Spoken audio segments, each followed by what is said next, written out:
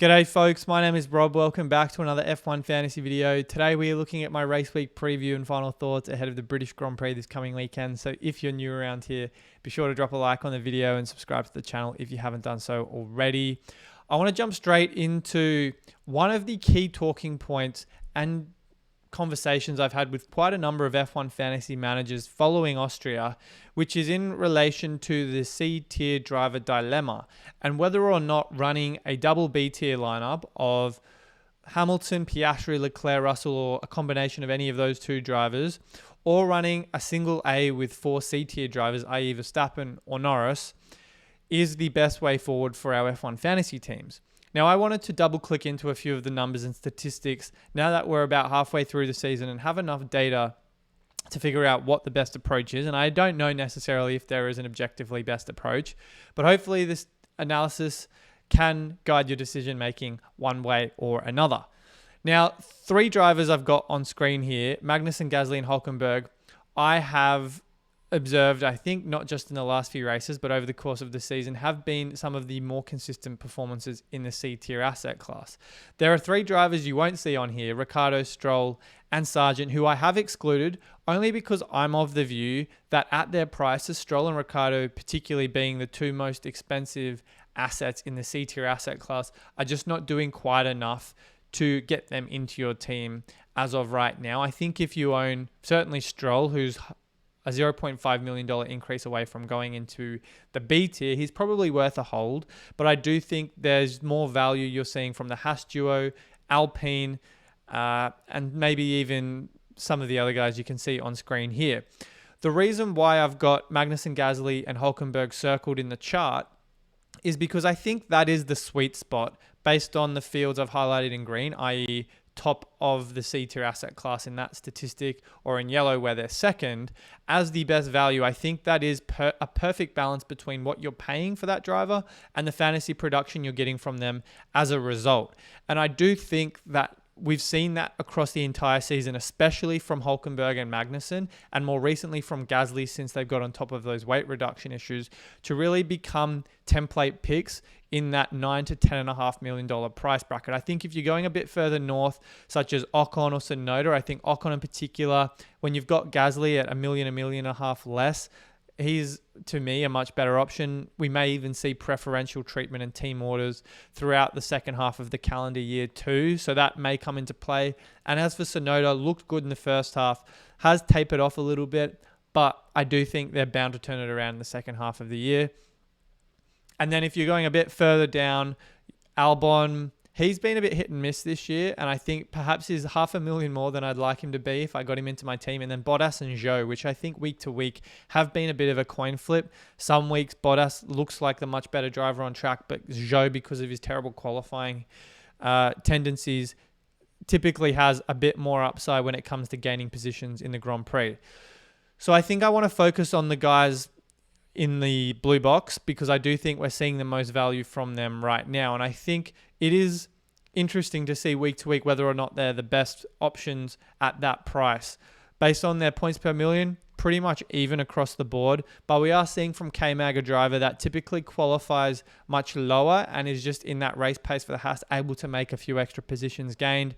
Gasly, on the other hand, has been in a rich vein of form lately. As I mentioned, the upgrades seem to be working for him and Ocon, and has far outstripped the rest of the C-tier asset class with that 7.2 points per race over the last 5 races. As for Hülkenberg, I think he's perfectly middle of the road, just seems to, in that car, score consistently around 5 to 6 points a race. Doesn't necessarily qualify quite as badly as his teammate, but does have quite a good racecraft to make those overtakes as well. And I think he is someone that's always going to be very reliable. We've seen that Sauber have snapped up his services for next year. They think very highly of him. And I fully expect that he is, of the drivers on screen here and in the table, the most reliable, even if he doesn't have the most fantasy upside. He had his best F1 fantasy result most recently in Austria and has, in my opinion, been the driver in F1 terms alone, has the highest upside of scoring the most points week to week. So I just like Hulk for his consistency and reliability. But honestly, I don't think you could go wrong with any of these three drivers in the box here. But I do think there's a case to be made for any other one. It just very much depends on price and how you want to structure your team when it comes to double B tier or a single A tier driver lineup. As for Silverstone specifically, we're continuing the theme of the C tier asset class, the DNF implications. So I think something we gleaned more recently in Spain and again somewhat in Austria was that when there are more DNFs, that typically works in favor of the C tier assets. You need to see price increases, the average score for drivers to be lower, and the same goes again for constructors. So if we're looking at tracks that are lower risk and typically have lower DNF rates, that's not going to work in favor of the C tier assets more often than not. I think the sprint race weekend in Austria maybe inflated that a little bit because there were more points on the table. But if you look at Spain as a great example, Imola as another one where the DNF rate was very low, you would typically going to see more C tier assets go down in price than go up. There are only two drivers in the C tier that went up in Spain and in Imola. So I think that's just something to keep in mind in how we structure our team moving forward. In terms of the next few races on the calendar, Great Britain or Silverstone is one of the higher ones we've got coming up. And I think then it tapers into a slightly lower risk environment. Belgium, I think, maybe skewed a little bit because we didn't have that race in 2021 where it was essentially rained out.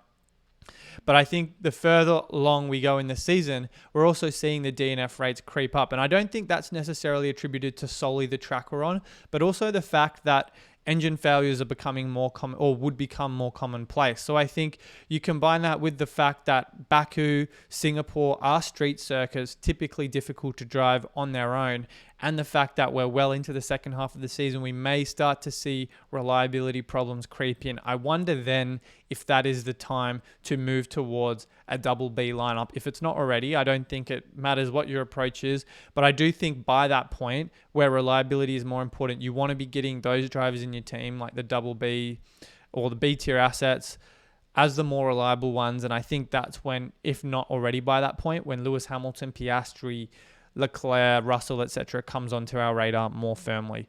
But I do think the point simulations on F1 Fantasy Tools are going to be extremely important. The double B was quite favorable in Spain and Canada. I fully expect that's going to continue after the sprint in Austria as well.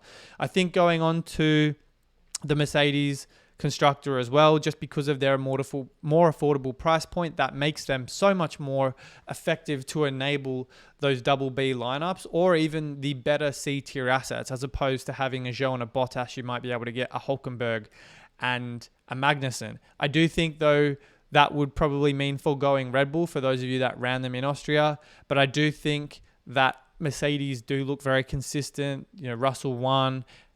He also got pole in Canada. Hamilton's looked very consistent lately, and I think pairing that with McLaren, which are on the up, and I think the best team on the grid right now in terms of the car performance, they're going to be a very popular pick moving forward. Now, in terms of my weekly power rankings, this is very much an aggregation of the last couple of slides and which drivers I think are on the up. Norris and Verstappen, I think, goes without saying, they're easily the two best fantasy assets to own. Points per million and price aside, Norris starts with pretty much a 10-point head start with his driver of the day.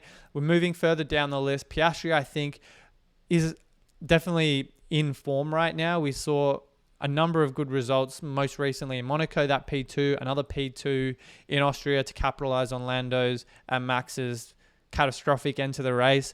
I think Mercedes deserve to be also in the conversation. Ferrari, for me, are on the down though. Yes, Leclerc and Sainz were looking very good in the first kind of 5 to 6 races of the year, but I think the upgrades from the other teams in the top half of the grid have certainly meant they've regressed a bit more. I think there's talk that maybe Ferrari are bringing a small upgrade this weekend, but we'll have to wait and see what that unveils in free practice. But for right now, I think you're just seeing slightly more value in Piastri, Hamilton, and Russell than you might be from Sainz and Leclerc. So I'd just tread carefully if you've got them in your team right now. In the C2 asset class, I'm not going to rehash everything I've just said, but I do think that Haas continue to move up the leaderboard. Gasly as well, a great asset. The Saubers, for me, however, quite problematic. They are dropping in value almost every week.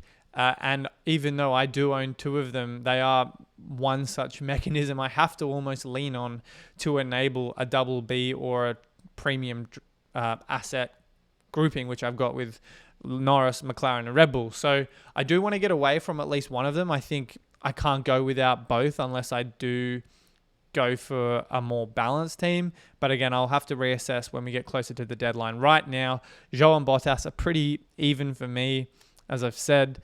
But their stock is certainly falling because they seem to be dropping in price almost every race. They just seem to be so far behind and they can't make any impact, very anonymous throughout the race weekend. So I'm going to be monitoring that situation very carefully heading into Silverstone, just because I'm not really seeing the fantasy production from both of those drivers that we might have seen earlier in the season.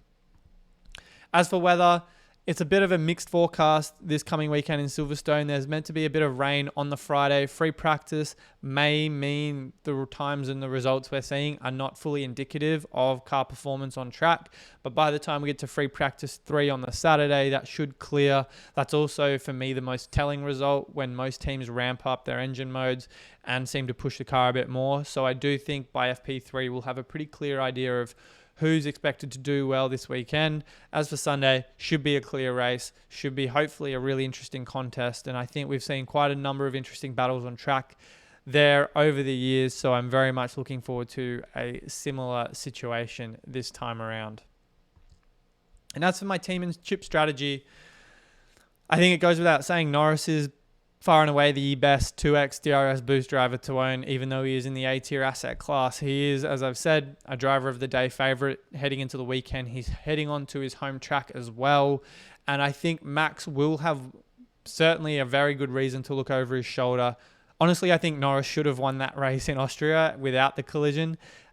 He should have probably passed him before it got to that point. But I do think he will be looking to bounce back on home turf and hopefully convert another good qualifying result into a race win.